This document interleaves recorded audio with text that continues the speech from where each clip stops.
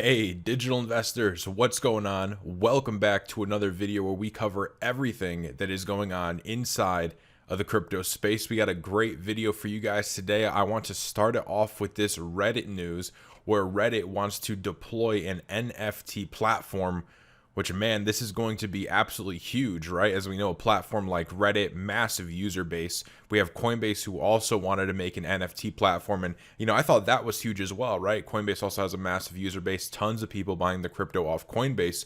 But for the most part, you have people who are already aware and into crypto who are on Coinbase, right? So that's who you'd be exposing those NFTs to. But with Reddit, not necessarily everybody on Reddit is already into crypto, whereas to Coinbase, right? If you're on Coinbase, you're in crypto. But with Reddit, that's a lot of new people that this is going to open up to, and I think it is massive. So this was kind of released in a job posting, and they posted for a senior engineer. The social media giant said that a rapidly growing team was looking to build the largest creator economy on the internet, which is a pretty ambitious goal. So we're gonna hop right into it, guys. If you enjoy content like this, make sure you do tap the like button. It helps a ton to push this video in the YouTube algorithm and get this video out to more people. So I do thank you guys for your support. Also, make sure you do subscribe if you're trying to stay up to date on what's going on in crypto. And with that said, guys, here's basically what's going on. So Reddit noted that a new and exciting, rapidly growing team that aims to build the largest creator economy on the internet, powered by independent creators, digital goods, and NFTs.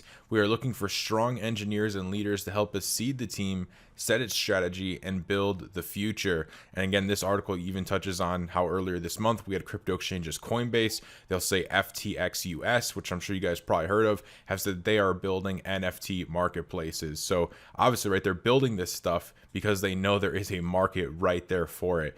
So Reddit's platform draws 430 million monthly visitors for news updates and widely read discussion threads. So that's the exposure we're looking at, right? 430 million monthly visitors. And again, I think this is a lot better than the Coinbase and then the FTX news, because not everybody on Reddit is into crypto. So we're opening up to a much broader audience, which is honestly just amazing to see.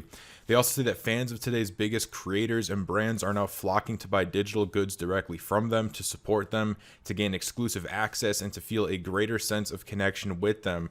Over time, we believe this will only grow. So of course, if they feel like there's going to be a massive NFT boom, and if they could sell these NFTs through their site, they're already getting so many monthly visitors, why would they not take advantage of that, right? Also on NFTs, we have some news out of Unstoppable Domains, and they posted this. It's Unstoppable plus Polygon, hello L2, and goodbye to gas fees. So Unstoppable recently partnered up with Polygon, and they're going to be moving there for their layer 2 scaling solution. So they say, today we're thrilled to announce that after months of careful research and consideration, Unstoppable Domains will be moving to Polygon as their L2 scaling solution. This will allow us to make our NFT domains free to claim and manage on L2 starting on November 15th of this year. You'll have $0 gas fees for all transactions on L2. They say, we've long believed that NFT should be about ownership, not subscriptions, and accessible for all, which is why we've never changed our customers' renewal fees for their domains. Soon, by joining Polygon, all gas fees for Unstoppable Domains users will also be covered on Polygon's full stack scaling solution. This means that Unstoppable Domains customers will be able to buy NFT domains and make updates to domains without having to pay claim fees, renewal fees, or gas on L2. So this is honestly pretty exciting, guys. If you have been collecting some domains, or at least, like, what I recommend is always just get your first and last name. If you have any businesses, anything like that, anything that is important that you might use in the future. Of course, you could always collect some for speculation bets and things like that, which I know some people are doing, but at the bare minimum, getting your name, your business name, things like that, I think is what's really probably most important. And they say by using Polygon instead of Ethereum, the average customer will save $165 or more in gas fees per year per domain. So definitely a lot of savings there if you do have a domain, especially if you have multiple domains, right? The more savings you can get, the better on something like Ethereum, because the gas fees are so high. But awesome to see that they're linking up with Polygon. If you guys want to check this out, there is a link in the description. And also keep in mind that it is an affiliate link, so I will get a kickback if you use it. And I do want to thank all of you who have used any of my affiliate links that are in the description. I really do appreciate that. With that said, we also have this Bitcoin ETF stuff going on. They're saying that the demand for this Bitcoin ETF is so strong that they could bring on 2 or 3 new ones to the market. And this is from the Valkyrie CEO. So as we know, guys, this first Bitcoin ETF that came out, right, completely record breaking, was absolutely amazing to see. But now they're saying that the demand is so high that 2 or 3 more could hit the market and it would be just fine. And obviously that's great, right? Why wouldn't personally buy a Bitcoin ETF, right? I think the entire point of Bitcoin is to actually buy the Bitcoin and own the Bitcoin. Why just buy a representation of it? Why not actually buy the Bitcoin and hold it yourself in your own wallet? But this is really good in terms of pump our bags, right? So Valkyrie's Bitcoin ETF followed the debut of the ProShares Bitcoin Strategy ETF, which listed on the NYSE on Tuesday with a near rapturous reception from investors, en route to becoming the second highest traded ETF debut ever. The attention helped drive Bitcoin's spot price to a fresh record of just below $67,000, and it also drove up BITO's assets under management to over $1 billion within less than 2 days. That's quite a bit of a run up. Now, this is from the Valkyrie CEO, Leah Wald. She says, "We believe that demand is strong enough to bring 2 or 3 Bitcoin futures ETFs to roughly the same assets under management given enough time. And then investors will ultimately decide which firm best fits their values, and they'll eventually pull ahead of the pack." Really become quite popular, and it's awesome to see these guys basically say that, yeah, we could have 2, 3 more, and there's plenty of demand there for it. I mean, that's exactly what we want to hear as crypto investors, as hodlers. Now, we also have PlanB, the guy who made the stock to flow model. He's predicting a massive Bitcoin surge incoming, gives down his entire forecast. He's expecting a major parabolic run over the next few upcoming months. And he's using his S2F floor model as the indicator he's using. He says that the model that got the most attention the last couple of months was the floor model, because I predicted on June 20th, that was the same time, by the way, that the Guggenheim chief officer predicted Bitcoin to go below 20,000. At about that same day, I made the prediction that no, it's going to 47,000. And Bitcoin was below 34,000 at that time. I said, well, in August, it will close above 47,000. In September, it goes down a little bit, but it will close above 43,000, and in October it will close above 63,000.